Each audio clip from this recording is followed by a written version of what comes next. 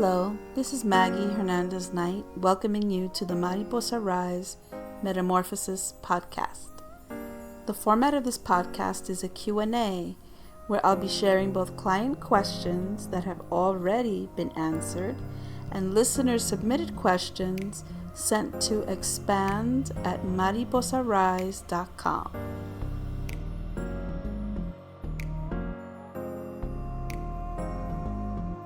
Hello and happy Thanksgiving to those of us that celebrate.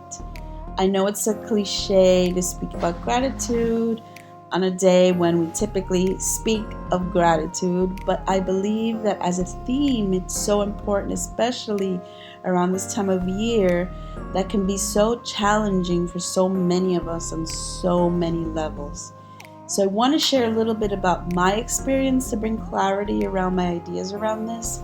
I've spent most of my life seeing the problem in just about everything. If work was too demanding and stressful, I'd complain, but then if I changed jobs, it wasn't challenging enough. And if the man in my life was a cheater, I'd complain, but then in a new relationship with a man who was more faithful, I'd find him boring. Oh my God. So these are just a few of the examples of the endless contradictions in my life.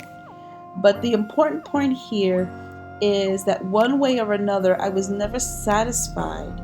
And that made me a person who was very, very hard to please. And then one day, I learned a hard lesson when I fell down the stairs in my building and fractured my leg. And that completely changed my perspective. For all of my complaints about not being able to walk and exercise and dance, and as I hobbled around on crutches on the subway, I was grateful that I wasn't in a wheelchair and with no hope of recovery. I was grateful knowing that my condition was temporary and that I'd soon be able to return to all my normal activities, thank God. But it did take me a year to make a full recovery, and I remember during that period how grateful I was for all the things that I saw that I had taken for granted in my life. And it wasn't just about the physical limitations due to the fracture in my leg, but grateful for how I was raised and all the things that I was exposed to and how I lived my life. And that perspective, that new perspective, it stayed with me for years, and I was able to remain in that state of feeling satisfied and having so much gratitude. And it was beautiful to experience this incredible shift in my life. And the longer I remained in that state of gratitude, the more I felt I had to be grateful for.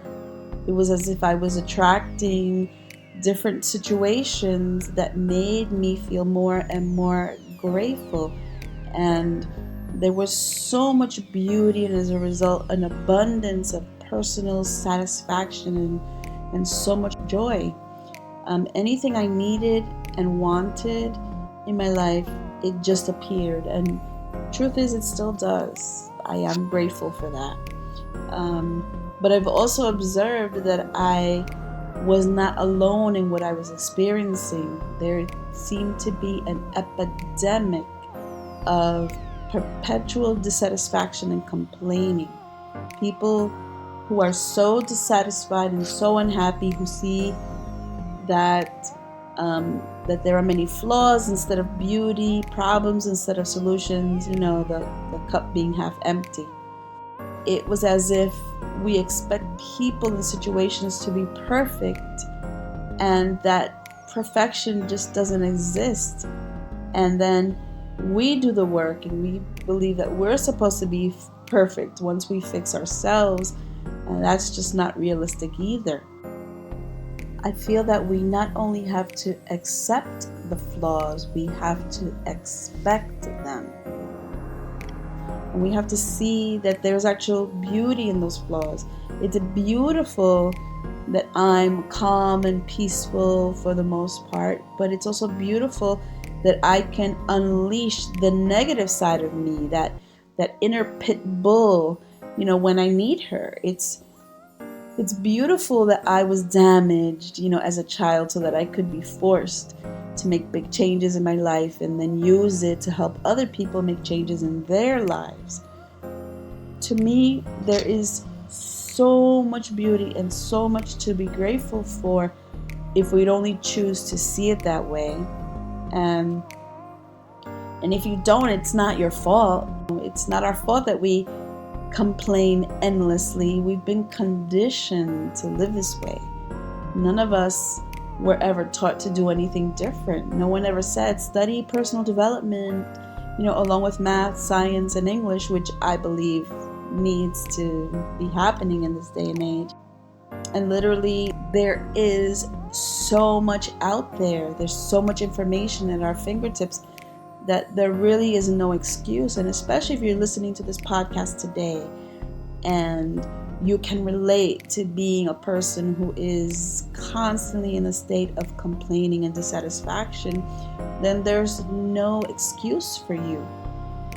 That you can make the choice today to use this as inspiration and become a person that is more positive and more grateful moving forward. I have to work hard consistently to stay positive. And it's not that I have never fallen off, not that I haven't caught myself in situations that I could have handled myself a little bit differently, not that I haven't been caught up in having to defend myself and not staying true to the person that I've chosen to become. But choosing to be positive isn't also about being perfect either. It's about being willing to have a self-awareness and to think and do in a way that affects us and other people in a more positive way.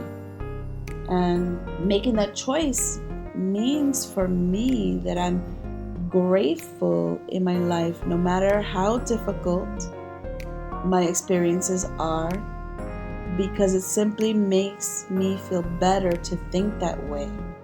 And to me, that's the whole point, is that we want to feel good inside. We all want to feel this feeling of being happy. And I believe that it begins with a simple act of having gratitude, of choosing to see things differently, of choosing to accept the flaws, to accept the negative side of things, because they come with the package. It's a full package. You really can't have one without the other.